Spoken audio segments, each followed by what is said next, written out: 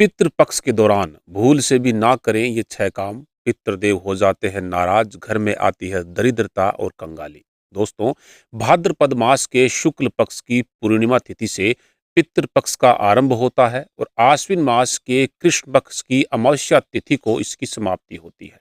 पितृपक्ष के इन 16 दिनों में पितरों की आत्मा की शांति के लिए तर्पण, श्राद्ध, पिंडदान आदि किया जाता है।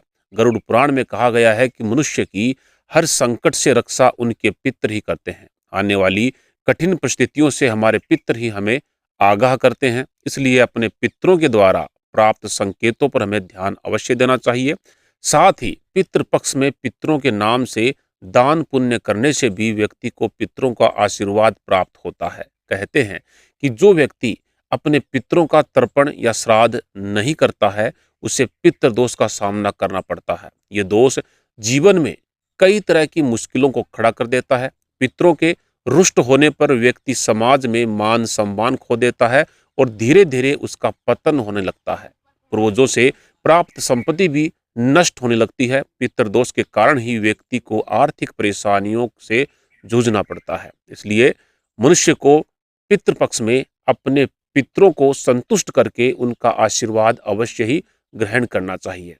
साथ ही कुछ ऐसे कार्य भी हैं जिनको पितृपक्ष के दौरान भूल से भी नहीं करना चाहिए, क्योंकि शास्त्रों में पितृपक्ष के दौरान इन कार्यों को करने की मनाही की गई है। ये कार्य करने से हमारे पितृ हमसे रुष्ट हो जाते हैं और हमें उनका आशीर्वाद प्राप्त नहीं होता। तो चलिए जान लेते हैं कि वे कौन कौन से कार्य हैं जो पितृपक्ष में हमें गलती से भी नहीं करने चाहिए। सबसे पहला काम दोस्तों, शास्त्रों के अनुसार पितृपक्ष में पितृ देवता घर पर किसी भी रूप में पधार सकते हैं। इसलिए घर के द्वार पर आए किसी भी पशु या व्यक्ति का अपमान नहीं करना चाहिए। घर में आए शख्स को भोजन कराएं और उसका आदर करें। खासकर यदि घर के द्वार पर गौ माता अथवा कोई कुत्ता आता है तो उसे कभी भी दुत्कारना नहीं चाहिए, बल्कि उनका सम्मान करके उन्हें रोटी अवश्य खिलानी चाहिए। दूसरा है, पितृपक्ष के दौरान चना दाल, सरसों का साग, मांस, प्याज और लहसुन आदि चीजों का सेवन गलती से भी नहीं करना चाहिए, अन्यथा आपके पितृदेव आपसे रुष्ट हो जाते हैं। पितृपक्ष में केवल सात्विक आहार ही ग्रहण करें और अपने पितरों को भी सात्विक आहार का ही भोग लगाएं। तीसरा काम, गरुड़ पुराण के अनुसार किसी तीर्थ स्थान पर पितरों के तर्पण और श्राद्ध का विशेष महत्व होता है। ऐसी मान्यता है कि गया, बद्रीनाथ या प्रयाग में श्राद्ध करने से पितरों को मोक्ष की प्राप्ति होती है। इसके अलावा जिन लोगों का विशेष स्थान पर श्राद्ध करना संभव नहीं है, वे अपने घर के किसी भी पवित्र स्थान पर श्राद्ध कर सकते हैं। लेकिन ध्यान रहे, पितरों का श्राद्ध शाम के समय अथवा रात्रि के समय कभी नहीं करना चाहिए।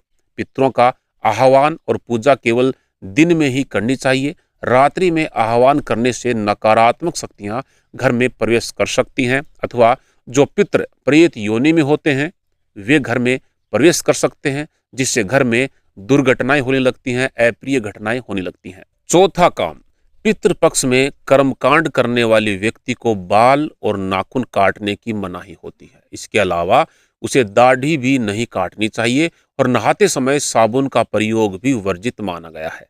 पांचवा काम, पितृपक्ष के दौरान कभी किसी बुजुर्ग का अपमान नहीं करना चाहिए। इससे हमारे पितृ रुष्ट हो जाते हैं और हम उनके आशीर्वाद से वंचित रह जाते हैं। पितृपक्ष में अपने बड़े बुजुर्गों का सम्मान करना चाहिए, उनके हाथों से दान धर्म करवाना चाहिए। ऐसा करने पर मनुष्य को श्रेष्ठ फलों की प्राप्ति होती है। अब अंत में छठवां काम है, जो व्यक्ति पितरों का श्राद्ध करता है अथवा पितरों की पूजा करता है, उसे भूल से भी उस दिन नशा आदि नहीं करना चाहिए। अर्थात शराब आदि नशे से दूर रहकर ही पितरों की पूजा करनी चाहिए।